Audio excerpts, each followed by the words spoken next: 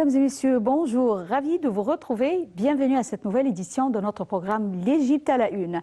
Et commençons l'édition d'aujourd'hui du lundi 5 avril 2021 avec le président Abdel Fattah el-Sisi qui a participé hier soir à un grand spectacle, samedi soir, à un grand spectacle marquant l'arrivée des 22 momies de pharaons et de reines au Musée national de la civilisation égyptienne.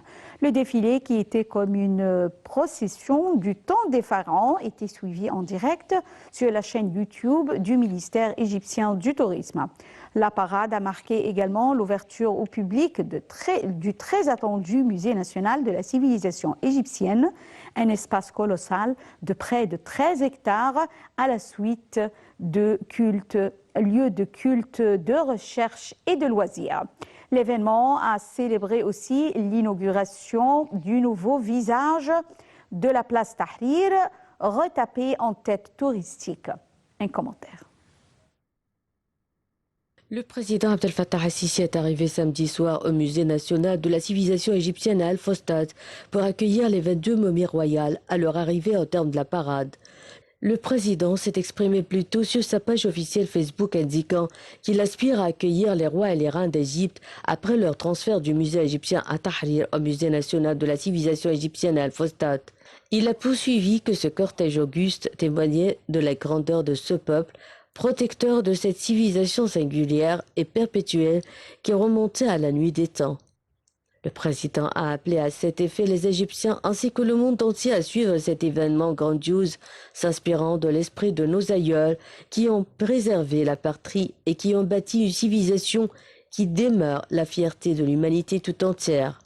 Quant à l'épouse du président de la République, Mme Entassar el-Sisi, elle aussi, elle a exprimé sa grande fierté et sa joie de l'effort déployé pour transférer les momies royales du musée du Caire au Musée national de la civilisation égyptienne, lors d'une parade légendaire digne de la civilisation égyptienne.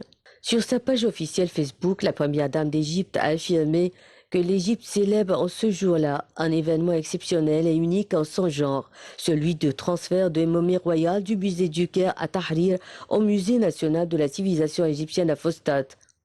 Elle a ajouté que tout cela se déroulait dans une scène qui exprimait la grandeur de cette ancienne civilisation qui avait offert et continué d'offrir à l'humanité un héritage unique et diversifié qui a à son tour contribué à son progrès et à sa prospérité. Madame Entassar el-Sisi exprimait son honneur d'appartenir à cette grande civilisation égyptienne et s'est dite fière des efforts que les Égyptiens avaient déployés pour éblouir le monde en cette occasion spéciale. La parade, baptisée par les organisateurs la parade dorée des pharaons, a débuté vers 18h30, soit 16h30 heure GMT. Il s'est déroulé par ordre chronologique des momies royales, chacune à bord d'un char décoré au style pharaonique et portant le nom du souverain. Le trajet d'au moins 7 km a duré environ 40 minutes et était placé sous haute surveillance policière. Le pharaon Seqenenre de la 17e dynastie a ouvert la marche qui était fermée par Ramsès IX de la 20e dynastie. Plus connu du grand public, Ramsès II Hatshepsut faisait aussi partie du défilé doré des pharaons. L'événement était accompagné de performances musicales retransmises en direct à la télévision égyptienne et sur la chaîne YouTube du ministère égyptien du tourisme. Vidéos en arabe et en anglais. Découverte près de Luxor, au sud de l'Égypte à partir de 1881, la plupart des 22 momies n'ont pas quitté le musée égyptien situé place Tahrir, au centre du Caire depuis le début du XXe siècle. Pour le transport ce samedi, elle était placée dans une enveloppe contenant de l'azote dans des conditions similaires à celles de leur caisson d'exposition.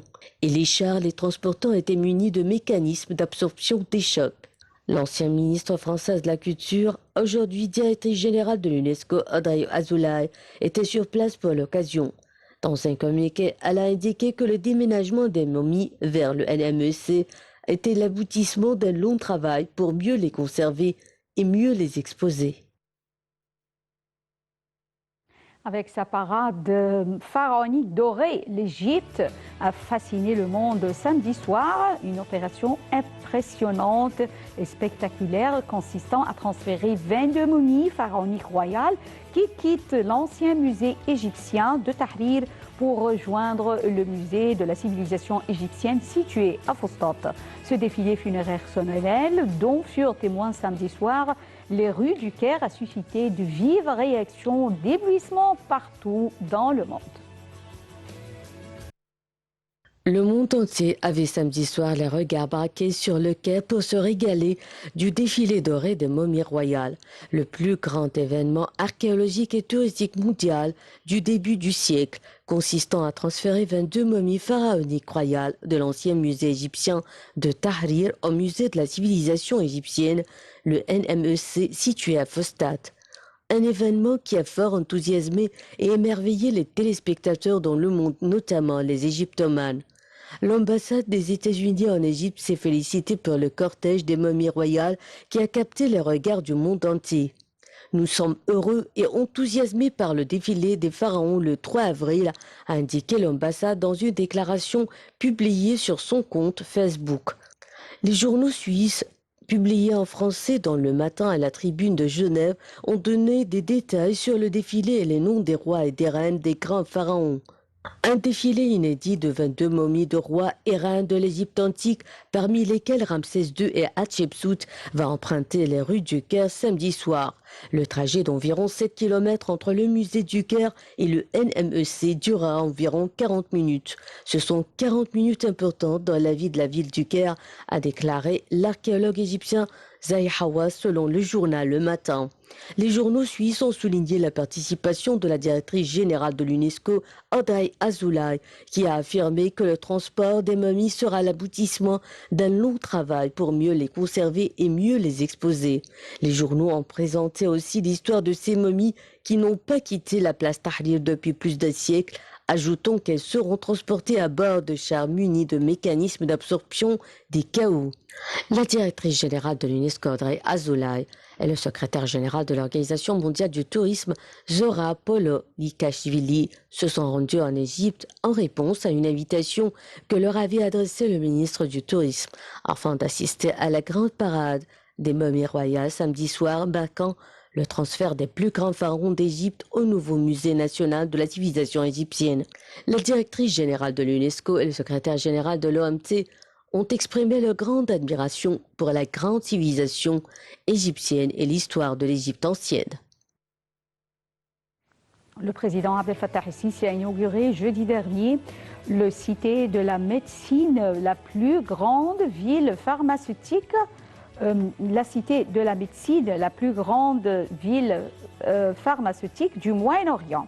La cité qui s'étend sur une superficie de 180 000 mètres carrés est appelée à devenir un centre régional qui attire les grandes sociétés pharmaceutiques internationales. Gyptopharma, également connue sous le nom de la Cité des médicaments, a été créée pour produire des médicaments sûrs et efficaces à des prix raisonnables.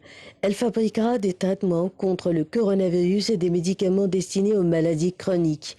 La production de certaines vitamines sera également prioritaire. L'objectif de la nouvelle ville d'El Khanka est d'accroître la coopération entre l'État et le secteur privé afin de transformer l'Égypte en un centre régional pour l'industrie pharmaceutique au Moyen-Orient. Gyptopharma utilise les dernières technologies et des machines automatisées pour garantir une production de la plus haute qualité. Les appareils sont auto-nettoyants afin que le processus de production puisse se poursuivre sans interruption. Le président Abdel Fattah el-Sisi a souligné la nécessité pour la ville de produire des produits de haute qualité, à commencer par l'emballage. L'emballage de médicaments produits par la nouvelle ville doit être distinct afin que la marque de la ville sur ces produits ne puisse pas être falsifiée, a ajouté le président.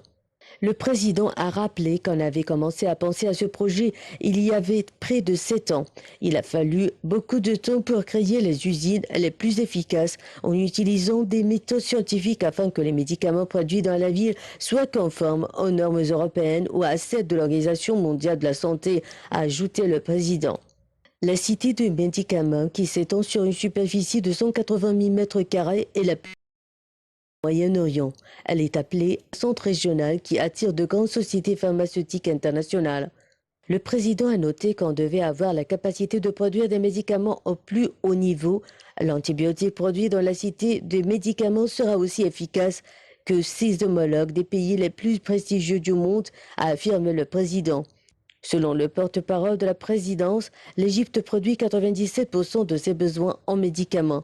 Il a précisé que la ville est un énorme projet national qui a pour objectif de produire des médicaments scientifiquement conformes aux normes de l'Organisation mondiale de la santé. Le projet s'inscrit dans la continuité de la série d'initiatives dans le domaine de la santé et des soins médicaux. L'objectif est de fournir des médicaments de la meilleure qualité possible aux citoyens grâce à des installations modernisées. Egyptopharma comprend un centre régional de fabrication de médicaments en coopération avec des entreprises étrangères et envisage d'exporter vers les pays africains, arabes et étrangers. À cela s'ajoutent des laboratoires de recherche. La deuxième phase comprendra les médicaments spécialisés comme les traitements contre le cancer qui seront proposés à des prix abordables aux citoyens égyptiens. La ville comprendra également à son achèvement 160 chaînes de production pour 150 types de médicaments. La première phase inclut également la fabrication de 150 millions d'emballages de médicaments par an.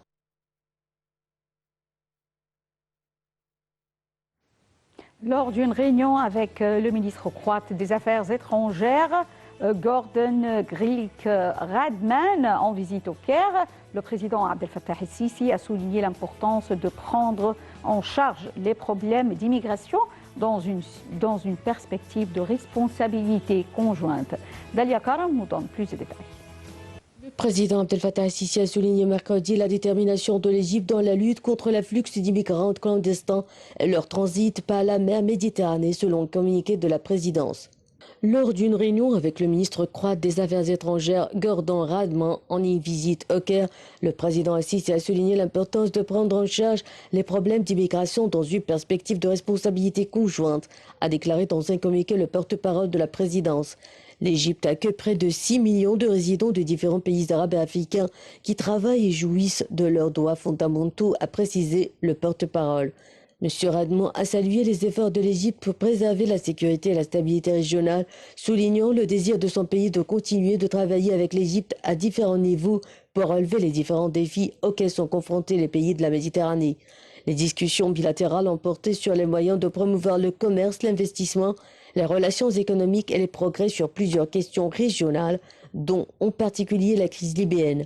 Les deux parties ont affirmé la nécessité de renforcer la voie politique actuellement défendue qui vise à préserver les institutions nationales libyennes jusqu'à l'organisation d'élections avant la fin de cette année. Tous les navires en attente depuis l'échouement de l'Ever Given, un gigantesque porte-conteneur qui s'était retrouvé coincé en travers du canal de Suez le 23 mars, ont quitté la voie navigable. C'est ce qu'a annoncé samedi dernier, le 3 avril, l'autorité du canal de Suez. Selon l'assureur Allianz, chaque jour de blocage du canal a pu coûter entre 6 et 10 millions de dollars. Dalia Karam nous donne plus de détails. L'imposant porte-conteneur Ever Given a été renfloué avec succès après être resté bloqué dans le canal de Suez pendant près d'une semaine, a indiqué lundi dernier l'autorité égyptienne du canal de Suez. Le président Abdel Fattah el-Sisi s'est réjoui que le pays ait débloqué le porte-conteneur Ever Given par ses propres moyens. Le chef de l'État, qui avait fait le déplacement pour féliciter les équipes impliquées dans cette délicate opération, a remercié les pays qui ont offert leur aide, mais s'est réjoui de constater que l'Égypte avait su résoudre la crise par ses propres moyens. Il a déclaré qu'il voulait saisir cette opportunité pour dire combien nous sommes chanceux d'avoir une infrastructure comme le canal de Suez. Le président de l'autorité du canal de Suez, l'amiral Osama Rabia, a annoncé samedi 3 avril que l'ensemble des navires en attente dans le canal depuis l'échouement du porte-conteneur panaméen avait traversé l'isthme de Suez. L'échouement pendant près d'une semaine de l'Ever Given, un porte-conteneur géant en travers du canal de Suez, a provoqué l'inquiétude concernant le commerce international. L'Ever Given, un navire de 200 000 tonnes et de 400 mètres de longueur, a stoppé à lui seul le canal de Suez en s'immobilisant en diagonale le 23 mars. L'incident a entraîné une suspension temporaire de la navigation dans le canal, contraignant à l'attente au moins 321 navires. Selon l'assureur Allianz, chaque jour de blocage du canal a pu coûter entre 6 et 10 milliards de dollars. Rappelons que le canal de Suez reliant la mer Méditerranée à la mer Rouge est une voie cruciale pour le commerce maritime mondial, car il permet aux navires de voyager entre l'Europe et l'Asie du Sud sans passer par le cap de la Bonne-Espérance, autour du continent africain, réduisant ainsi la distance du voyage maritime entre l'Europe et l'Inde d'environ 7000 km. Environ 12% du volume du commerce mondial passe par le canal de Suez.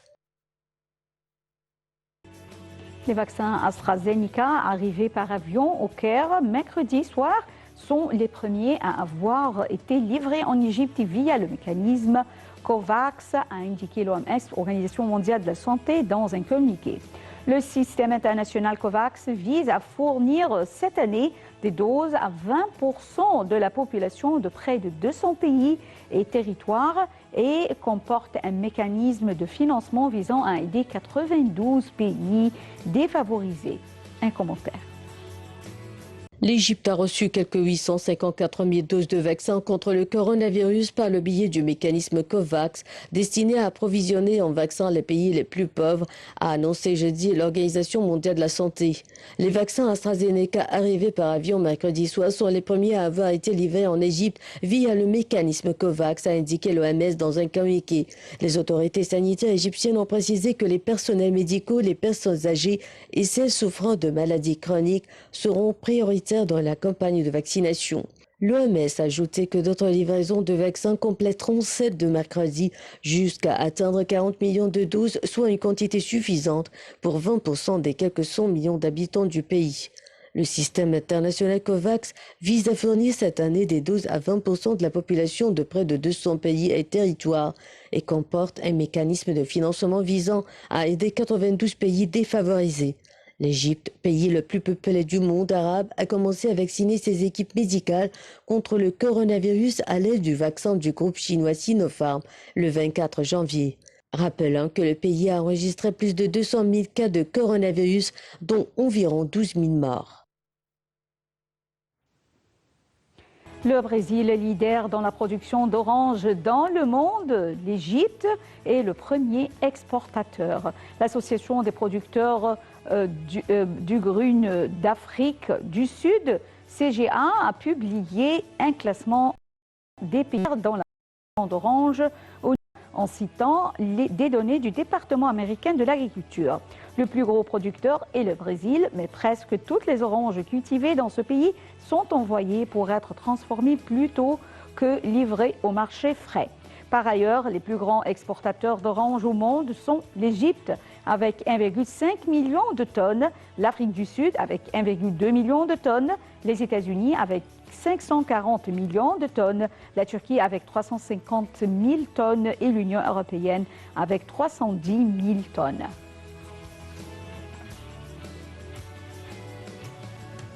C'est ainsi que nous terminons cette édition de notre programme L'Égypte à la une et également la transmission en langue française qui reprend à 18h locale. Merci pour votre fidélité à Nile TV. Bonne journée et au revoir.